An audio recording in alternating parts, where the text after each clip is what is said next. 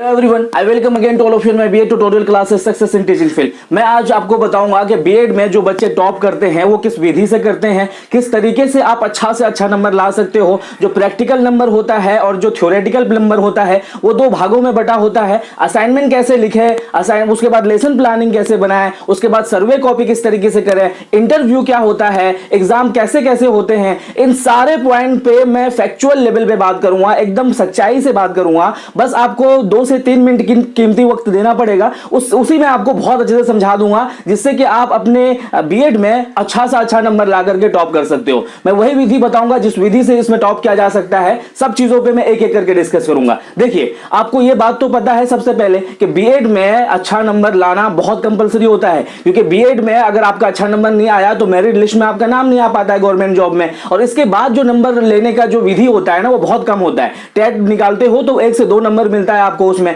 इसके बाद जो है मेरिट लिस्ट में नंबर लाने का बहुत अच्छा तरीका नहीं होता है।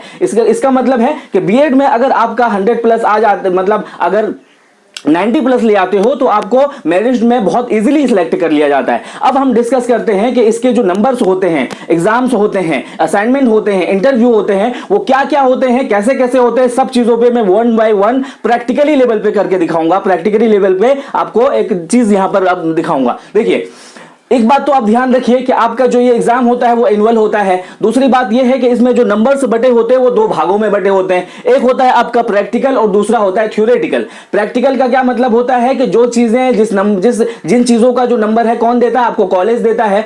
और उसके बाद होता है आपका थ्योरेटिकल। थ्योरेटिकल का मतलब होता है कि यूनिवर्सिटी एक सेंटर जो है, एग्जाम सेंटर सेलेक्ट करते हैं और वो आपको उस एग्जाम सेंटर पर जाकर के अपना पेपर देना होता है। उस पेपर में से जो है आपका 6 से 7 पेपर होता है, तो उसमें से आपको अपने लेवल से उसमें क्या कहते हैं पढ़ना पड़ता है। अब हम बात करते हैं कि हमारा जो टोटल नंबर होता है वो कितने नंबरों का एग्जाम होता है फर्स्ट ईयर में। तो फर्स्ट ईयर में जो टोटल नंबर होता है वो होता है 650 का।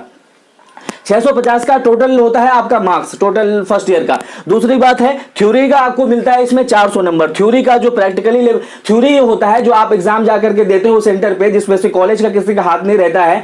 अब इसमें क्या मिलता है आपको 400 नंबर का। अब जो थ्योरी का जो पेपर होता है वो किस तरीके से होता है, कैसे सेंटर मिलता है, क्या वहां पर थोड़े से चीट करने की या फिर उसमें क्या कहते हैं थोड़ा फ्रीडम मिलता है कि नहीं, तो मैं आपको क्लियरली खुले तौर पर बताता हूं। देखो, ये जो चीट करने का है और चीट नहीं करने का है सेंटर पे डिपेंड करता है। ये डिपेंड करता है कि आपका सेंटर किस तरीके से गया हुआ है, किस कॉलेज में गया हुआ, ये डिपेंड करता है। और हाँ, ऑब्वियसली होता है, ये चीज होती है। कुछ सेंटरों पे ये चीज किया जाता है, फ्रीडम दिया जाता है, वो बच्चे लिखते हैं कुछ सेंटरों पे। लेकिन आप ये सोच के बिल्कुल मत बैठ जाना कि मैं तो इस तरह से लिख लूंगा, नहीं हो सकता है। ज्यादातर सेंटरों पर ऐसा नहीं होता है, कुछ सेंटरों पर ऐसा होता है, फ्रीडम दिया जाता है। लेकिन मैं आपको बोलूंगा कि अगर ये 400 नंबर है तो आप कड़ी मेहनत करें, कड़ी मेहनत से ही इसमें नंबर पा सकते हैं। कॉलेजेस एक और इंपॉर्टेंट बात बताता हूं, कॉलेजेस ये कह सकता है कि इसको मैनेज करने के पैसे दे दो, है ना, ये बोल सकता है। लेकिन आप किसी में मत पढ़ना, ये मैनेज आसानी से होता नहीं है। तो आपको क्या करना है कि इस थ्योरेटिकल पेपर को अच्छे तरीके से पढ़ लेना है, अच्छे तरीके से दिमाग में रख लेना है, तभी आप अच्छा नंबर इसमें ला सकते हो।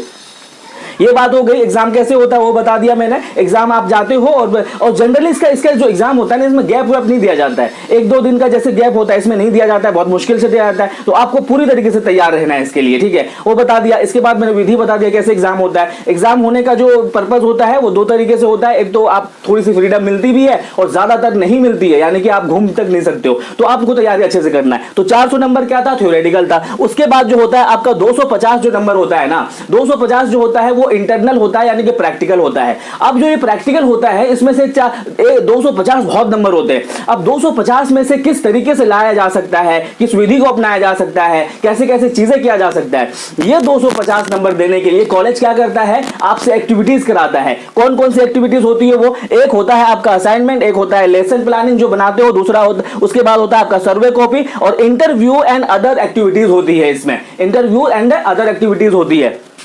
देखिए, सबसे पहले मैं आपको एक एक पॉइंट को डिस्कस करता हूं। पहला नंबर होता है आपका असाइनमेंट। असाइनमेंट जनरली जो है पेपर होते हैं आपके, इसमें 10 होते हैं, तो 10 में से 10 असाइनमेंट आपको लिखने होते हैं। अब देखना ये होता है कि क्या कहते हैं कि फर्स्ट ऑफ ऑल तो कौन सा असाइनमेंट कितने नंबर का होता है। ये देखो, बीसीसी 1 जो होता है वो 20 नंबर का होता है, फिर बीसीसी 2 जो होता है आपका 20 नंबर का होता है, उसके बाद बीसीसी 3 तक जो होता है वो 20 नंबर का होता है। यानी कि यहां पर देख सकते हो, चाइल्डहुड जो ग्रोइंग अप 20 नंबर का है, उसके बाद कंटेम्परेरी इंडिया मीडिया 20 नंबर का है, उसके बाद टीचिंग लर्निंग 20 नंबर का है, उसके अलावा जितने भी पेपर है ना वो जो प्रैक्टिकली नंबर दिया जाएगा 10 नंबर का दिया जाएगा। इतना समझ में आ गया। टोटल हो जाएगा आपका ये जो टोटल होगा ना, ये टोटल आपका होगा 130 130 नंबर जो मिलेगा आपको, 250 में से 130 नंबर जो मिलेगा वो आपको असाइनमेंट से ही मिलेगा। अब बात करते हैं पहले नंबर पे, ये जो है आपका असाइनमेंट कैसा होना चाहिए, कितने पेज में होना चाहिए, किस तरीके से लिखना चाहिए, फ्रंट कैसा होना चाहिए, ये सारी बातों पे हम डिस्कस करते हैं। देखिए आपको मैंने बताया कि 3 पेपर जो ऊपर का होता है वो 20 नंबर का होता है, ठीक है ना। अब वो 20 नंबर का अगर होता है, फर्स्ट ऑफ ऑल तो ये समझ लीजिए कि असाइनमेंट कैसा होना चाहिए। ये देखिए ये एक असाइनमेंट है, ये असाइनमेंट की कॉपी है, यहां पर कॉलेज का नाम लिखा हुआ है, यूनिवर्सिटी का नाम लिखा हुआ है, उसके बाद क्या कहते हैं सेशन लिखा हुआ है, यानी कि आप अपना पूरा डिटेल भरोगे, कॉलेज में कौन सा कोर्स कर रहे हो, सेशन कौन सा है आपका, ये सारी चीजें लिखा हुआ है, आपका नाम लिखा हुआ है ना। उसके बाद जो है सब्जेक्ट कौन सा है आपका, जिस सब्जेक्ट का आप जो है असाइनमेंट बना रहे हो उस सब्जेक्ट का नाम क्या है, कोर्स का नाम क्या है, बीएड है, उसके बाद पेपर नंबर कौन सा है वो नंबर लिख देना है, उसके बाद डेट ऑफ सबमिशन भी लिखना है इसमें, उसके बाद स्टूडेंट एंड टीचर, ये करके टीचर यहां अपना साइन कर देंगे, चेक कर लेंगे, यहां पर स्टूडेंट अपना नाम लिख देंगे, ठीक है ना। अब ये जो है एक तो ये हो गया फ्रंट पेज, आप कैसे भी लिख सकते हो, फ्रंट पेज हो गया।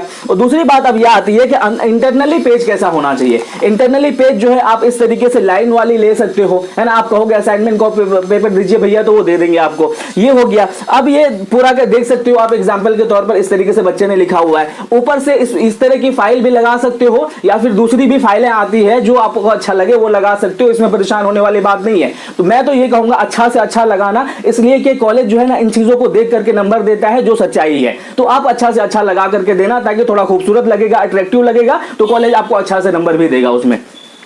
ये बात हो गई। अब होता है बात होता है कि कौन सी चीज कितने पेज में लिखा जाए। जैसे कि मैंने अगर बोला है कि ये जो पहला पेपर है वो 20 नंबर का है, तो अगर आप 20 नंबर पाना चाहते हो तो कम से कम आपको 10 से 12 पेज तो लिखना ही पड़ेगा ऑब्वियसली। अगर आप 10 नंबर लिखना चाहोगे तो क्या आप कम से कम 5 क्वेश्चन तो 5 पेज तो लिखोगे ना। 10 नंबर का अगर क्वेश्चन है तो 5 पेज तो लिखोगे ना। तो अगर 20 नंबर का है तो कम से कम 8 पेज जरूर लिखो, कम से कम 8 पेज, हार्डली 10 पेज जरूर लिखना है इसमें। उसके बाद होता है जो पेपर जो है 10 नंबर के हैं वो कम से कम जो है आपको कितना लिखना है, 3 से 4, हार्डली 5 पेज लिख सकते हो इसमें। 3 से 4 पेज जरूर लिखना, हार्डली 5 पेज जरूर इसमें लिखा जा सकता है। समझ में आया किस तरीके से असाइनमेंट लिखा जा सकता है, और सारे टीचर को अपने अपने टीचर को सबमिट किया जाता है। अब बात करते हैं कि लेसन प्लानिंग। लेसन प्लानिंग वो होता है जो आप पढ़ाने के लिए जाते हो उस टाइम में जब आप लेसन प्लान बनाते हो। फर्स्ट ईयर में जो है ये लेसन प्लान जो होता है वो बनाया जाता है आपका 20, फर्स्ट ईयर में 20 लेसन प्लान होता है, सेकंड ईयर में 40 लेसन प्लान होता है। यानी कि एक मंथ की जो होती है उसमें टोटल क्लास जोड़ करके 20 लेसन प्लान बनता है। लेसन प्लान क्या होता है मैंने समझाया हुआ है, नहीं समझ में आया कमेंट सेक्शन में जरूर लिखना, सब कुछ समझाऊंगा एक एक करके। उसके बाद होता है आपका लेसन प्लानिंग। अब लेसन प्लानिंग किस तरीके से होता है, देखिए कॉलेजेस आपको इस तरह की चीजें प्रोवाइड कराता है जहां पर लिखा होता है उसका यूनिवर्सिटी का, यहां आपका खुद का डिटेल दिया होता है, यूनिवर्सिटी क्या है, सेशन क्या है, सब्जेक्ट क्या है, सारी चीजों का यहां पर डिटेल लिखा होता है। अंदर में इस तरीके से कैटलॉग बना होता है, जितने भी लेसन प्लान आप बनाते हैं वो कैटलॉग के थ्रू से वहां पर दिखा देते हैं, है ना।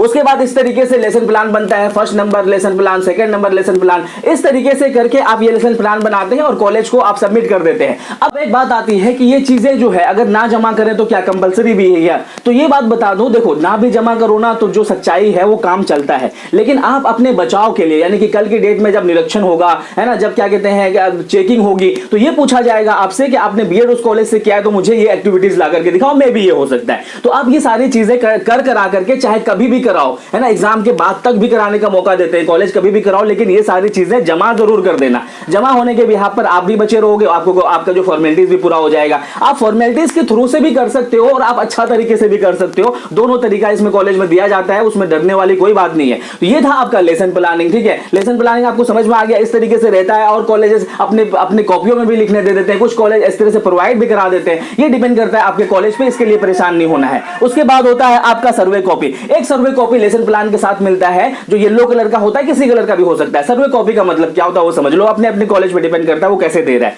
ठीक है ना। तो कॉलेज सर्वे कॉपी ये होता है कि जब आप पढ़ाने के लिए बच्चे के पास जाते हो ना, तो बच्चे का जो सर्वे करते हो कि कितने तुम्हारे भाई है, उसमें सारा डिटेल्स दिया होता है, कितने भाई है, कितने एजुकेटेड है, कितने फार्मिंग करते हैं, कितने बिजनेस करते हैं, ये सारा डिटेल आपको उस बच्चे का सर्वे करके लाना है। ये भी एक्टिविटीज कराया जाता है बीएड में। ये डिपेंड करता है कि आपके कॉलेज में होता है या नहीं होता है। ये बहुत से कॉलेज में होते भी है, बहुत से कॉलेज में नहीं भी भी होते हैं, कुछ कॉलेजेस अपनी एक्टिविटीज को बहुत कराते हैं, कुछ नहीं कराते हैं, तो ये डिपेंड करता है आपके कॉलेज पे। उसके बाद होता है आपका इंटरव्यू। ऑब्वियसली लास्ट में जब एग्जाम क्या कहते हैं कि हो जाता है, सब कुछ हो जाता है, तो लास्ट में जो होता है ना, फर्स्ट ईयर से पहले क्या होता है, एक इंटरव्यू कंडक्ट कराया जाता है। इंटरव्यू में क्या क्या चीजें होती है, आपने क्या पढ़ा, किस तरीके से हुआ, कैसा कोर्स, ये सारी चीजें और फॉर्मेलिटीज के तौर पर होता है। इसको लेकर के बहुत डरना नहीं है। बस ये है कि जो इंटरव्यूअर होते हैं, जो आते हैं लेने के लिए इंटरव्यू, उसमें क्या कहते हैं ना कि उसके अपने ही लोग होते हैं और वो थोड़ा सा आपको बस फॉर्मेलिटीज दिखाने के लिए वो थोड़ा सा डराते हैं, थोड़ा सा क्वेश्चन ऐसा वैसा। तो आपको उसमें से कोई फर्क नहीं पड़ना चाहिए। आपको बस एक जो है ना एकदम काम फुल माइंड बन करके रहना चाहिए, क्योंकि वो जो नंबर है ना आपका इंटरनली 250, वो तो मिलेंगे ही मिलेंगे, क्योंकि वो जो पैसे इस तरीके से लिए जाते हैं। तो आपको इस तरीके से करना है, सर्वे कॉपी उसमें मिलती है वो करना है, इंटरव्यू जाकर के खाली आपको बैठ जाना है। और फिर अदर एक्टिविटीज भी कराए जाते हैं कॉलेजेस में, जैसे कि एजुकेशनल टूर होता है, उन सब चीजों को देख करके ही आपको इनमें नंबर दिया जाता है। तो आई होप कि ये चीज भी आपको समझ में आ गया होगा। किसी तरह की क्वेरीज क्वेश्चन रहेगा तो कमेंट सेक्शन में जरूर लिखिएगा, हर चीज को मैं समझाने के लिए तैयार हूं। Thank you so much video देखने के लिए।